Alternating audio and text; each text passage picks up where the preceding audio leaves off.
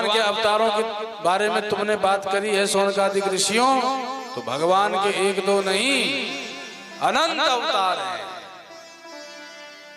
एतानावताराणां निधानं बीजमव्ययम् यस्यांसांसेन सृज्यन्ते देवतिर्यन्नरादयः।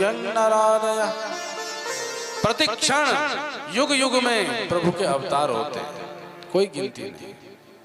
तो महाराज हमने तो 24 अवतारों के बारे में सुना है, तो बोले अब वो सुनो। वैसे तो भगवान के अनंत अवतार हैं, पर फिर भी 24 मुख्य अवतार माने गए हैं।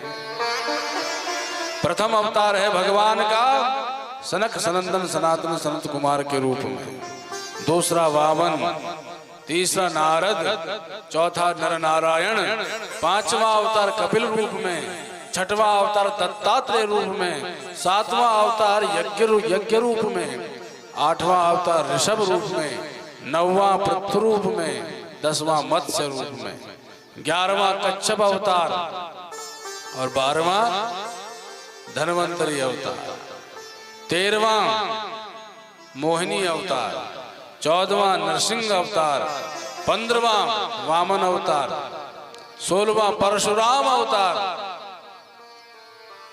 17वां व्यासावतार, 18वां श्री रामावतार, 19वां बलरामावतार और 20वां श्री कृष्णावतार, 21वां बुद्ध अवतार और 22वां कल्कि अवतार। 22 अवतारों का ही भागवत में वर्णन है, पर फिर भी 24 अवतारों की बात होती है तो हंस अवतार और हयग्रीवावतार को भी इसमें व्यास जी ग्रहण करते हैं। बोलो वृंदावन बिहारी लाल की। समस्त अवतारों के बारे में वर्णन करने के बाद श्री सूत जी महाराज कहते हैं शौनकादिक ऋषियों, यद्यपि ये सब भगवान के ही अवतार हैं, कोई आवेशावतार है, कोई कलावतार है, कोई पूर्णावतार है। देखो कलावतार किसे कहते हैं? जब भगवान ज्ञान की दीक्षा देने के लिए संसार में अवतरित होते हैं, जैसे कपिल अवतार, भगवान ने ज्ञान दिया, सांख्य योग का विस्तार किया। व्यास अवतार पुराणों की रचना करी, ये सब कला अवतार है। आवेश अवतार जैसे नृसिंह अवतार, जब भक्त पर संकट आया तो भगवान प्रकट हो गए।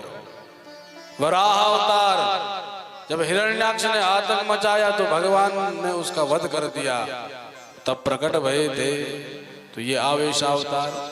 पूर्णावतार बोले यद्यपि भगवान सभी अवतारों में पूर्ण हैं, पर पूर्ण का अभिप्राय यहाँ पर यही है कि जिस अवतार में भगवान ने लीलाओं का खूब विस्तार किया। यद्यपि भगवान के बहुत अवतार हैं, पर फिर भी श्री राम और श्री कृष्ण रूप में भगवान ने अपनी लीला बहुत विस्तारित करी। 11,000 वर्ष तक श्री राम भद्रधरा धाम पर रहे, कहीं 13,000 वर्ष भी बताते हैं, और 125 वर्ष तक हमारे गोविंद धरा धाम पर रहे और खूब लीलाओं का विस्तार किया। इसलिए ये पूर्णावतार कहे गए हैं। पर भागवत में श्री सूत जी महाराज शौनकादिक ऋषियों से कहते हैं कि यद्यपि भगवान के कोई कलावतार हैं, अंशावतार हैं, आवेशावतार हैं, फिर भी एते चांस कलावंशः कृष्णस्तु भगवान स्वयं इंद्रारी व्याकुलं लोकं मृडयन्ति युगे युगे। यद्यपि भगवान के सब अवतार हैं, पर फिर भी श्री कृष्ण साक्षात भगवान हैं, अपने अंश से प्रकट नहीं हुए, साक्षात प्रकट हुए हैं।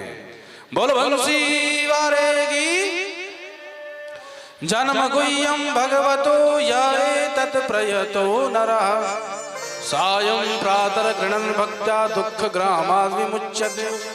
भगवान के अवतारों का प्रातः काल में, सायंकाल में जो स्मरण मात्र भी करते हैं तो वो समस्त दुख ग्रामों से विमुक्त हो जाते हैं, दुखों से छूट जाते हैं। बोलो राधा रानी की।